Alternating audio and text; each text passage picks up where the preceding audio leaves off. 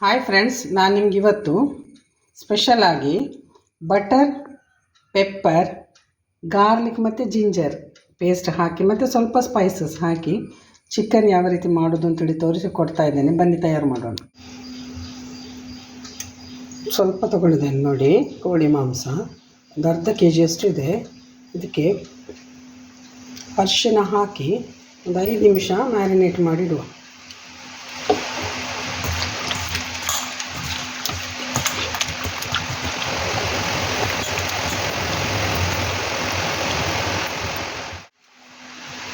Marinate ಮಾಡಿಟ್ಟಿದ್ದೇನಲ್ಲ, ಇದಿಟ್ಟದಷ್ಟೇ. ನಾವು spices ಅಷ್ಟರೊಳಗೆ ready ಮಾಡುವ.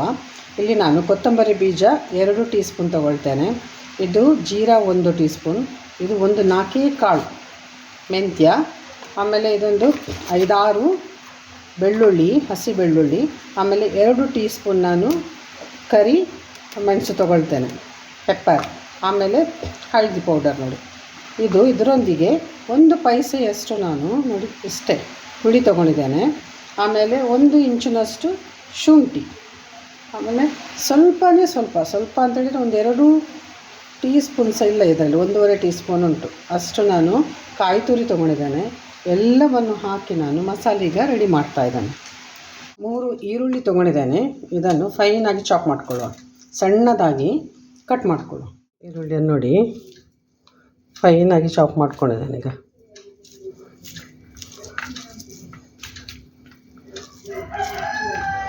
ಇನ್ನು ಒಗ್ಗರಣೆಗಿಡುವ.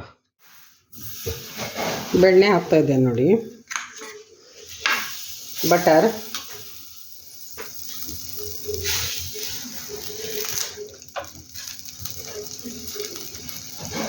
ಕರಿಬೇವು ಹಾಕ್ಕೊಂಡೆ,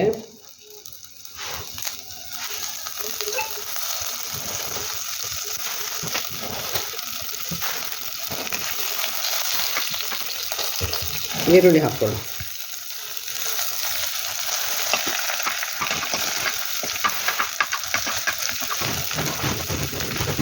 ಸ್ವಲ್ಪ ಬೆಳ್ಳುಳ್ಳಿ ಹಾಕ್ಕೊಂಡೆ. ಇದೆಲ್ಲ ಫ್ರೈ ಆಗಿರೋದು. ಫ್ರೈ ಆಯಿತು ನೋಡಿ. ಇನ್ನು ಮಸಾಲೆ ರೆಡಿ ಮಾಡಿಟ್ಟಿದ್ದೇನಲ್ಲ, ಅದಕ್ಕೆ ಇದನ್ನು ಹಾಕ್ಕೊಳ್ಳಿ.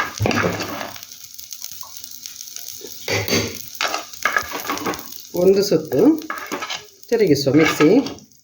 ಒಂದು ಸುತ್ತು ತಿರುಗಿಸಿದ್ರೆ ಸಾಕು. ಇದೇ ಮಣ್ಣಿನ ಪಾತ್ರೆಗೆ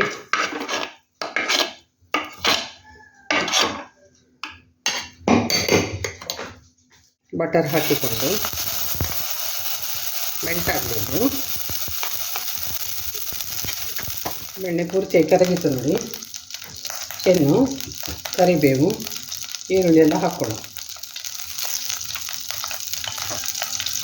ಕಟ್ ಮಾಡಿಕೊಂಡ ಈರುಳ್ಳಿ ಎಲ್ಲ ಹಾಕ್ಕೊಳ್ಳಿ.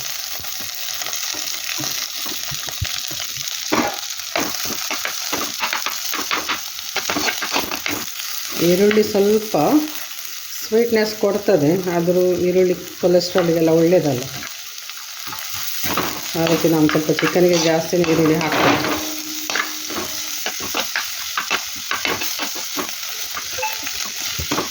ಇದು ಫ್ರೈ ಆಗಲಿ, ಹಾಕ್ಕೊಳ್ಳುವ ನೋಡಿ. ಫ್ರೈ ಆಯಿತು. ಮ್ಯಾರಿನೇಟ್ ಮಾಡಿಟ್ಟು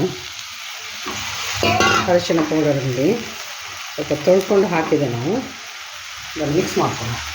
ಪೌಡರ್ ಆದ ಕಾರಣ ಇಲ್ಲದಿದ್ದರೆ ಕಡಿಯುವಾಗ ನಾವು ಗ್ರೈಂಡ್ ಮಾಡೋ ಹಾಕ್ಕೊಳ್ಬೋದು. ಸ್ವಲ್ಪ ಪೌಡರ್ ಹಾಕ್ಕೊಂಡೆ ನಾನು. ಅರಿಶಿನ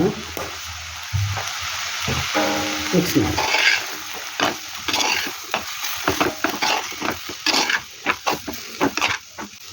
ಪಕ್ಕ ಬೇಯ್ತದೆ ಇದು.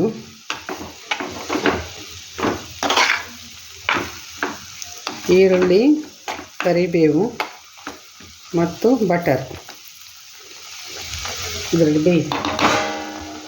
ಸ್ವಲ್ಪ ಸಾಲ್ಟ್ ಹಾಕ್ತೇನೆ.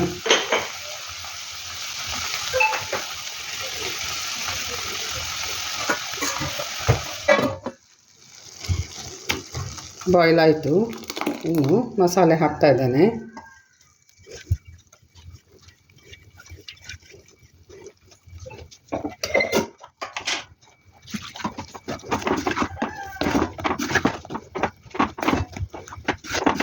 ಪೂರ್ತಿಯಾಗಿ ಮಿಕ್ಸ್ ಮಾಡ್ಕೊಳ್ಳುವ. ಇದರಲ್ಲಿ ಒಮ್ಮೆ ಕುದಿಬೇಕಿದು, ಬಾಯ್ಲ್ ಆಗಬೇಕು.